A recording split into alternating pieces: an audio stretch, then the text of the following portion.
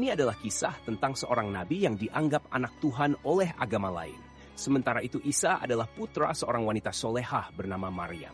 Di sini kita akan membahas tentang peristiwa penyaliban Nabi Isa atas perintah dari seorang raja zalim bernama Herodes. Beliau lahir dari rahim seorang wanita perawan yang suci bernama Maryam binti Imron. Tentunya ini bukan hal yang mustahil untuk Allah Subhanahu wa Ta'ala. Seorang anak bisa dilahirkan tanpa adanya persetubuhan. Bayangkan saja teman-teman, bahkan Nabi Adam dan Hawa pun tidak memiliki orang tua. Keduanya tidak dilahirkan dari rahim seperti manusia pada umumnya. Semuanya mudah untuk Allah Subhanahu wa Ta'ala atas kehendaknya. Di dalam masa kenabiannya, Nabi Isa ditentang keras oleh kaum Yahudi ketika itu, karena Yahudi menganggap ajaran Nabi Isa ini menyimpang. Bahkan dewan-dewan tertinggi ketika itu pun menentangnya. Di tengah-tengah penentangan oleh kaum Yahudi terhadap Isa ibnu Maryam, ternyata ada 12 orang murid Nabi Isa yang setia kepadanya. Di dalam Al-Quran surat As-Saff ayat ke-14, mereka ini disebut dengan Hawariyun atau Hawarin, sobat beriman yang dimuliakan Allah. Nah, pada suatu hari atas perintah Raja Herodes dan para pendeta Sanhedrin ketika itu, mereka berniat untuk membunuh Nabi Isa. Lalu Nabi Isa pun mengetahui kabar itu, bahwasanya orang-orang Yahudi tengah mencarinya dan berniat untuk membunuhnya.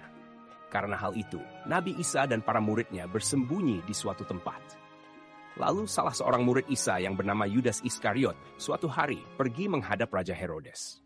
Yudas hendak menukar Isa dengan sejumlah uang 30 sekel. Dikisahkan bahwasanya Yudas ini menawarkan kepada sang raja, kalau dia mau tahu di mana Isa bersembunyi, Yudas akan memberitahukan, asalkan sang raja mau memberinya sejumlah uang.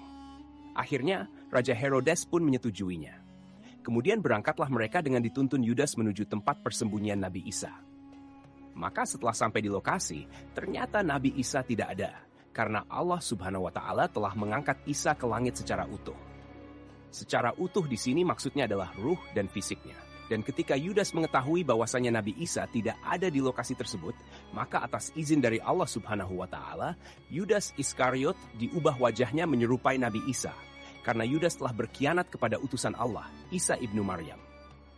Akhirnya ditangkaplah Yudas oleh anak buah Raja Herodes, kemudian dibawa ke puncak bukit Golgota. Kemudian mereka melucuti pakaiannya, lalu mencambuknya dengan brutal dan menyalibnya. Yudas Iskariot disiksa hingga pada akhirnya ia meninggal dunia di tiang salib. Awalnya Yudas hendak buat makar, tapi Allah Subhanahu wa Ta'ala adalah sebaik-baiknya pembuat makar. Ini namanya senjata makan tuan. Rencananya Yudas mau mencelakai Isa. Malahan dia yang dibunuh Herodes karena wajahnya diserupakan Isa oleh Allah Subhanahu wa Ta'ala.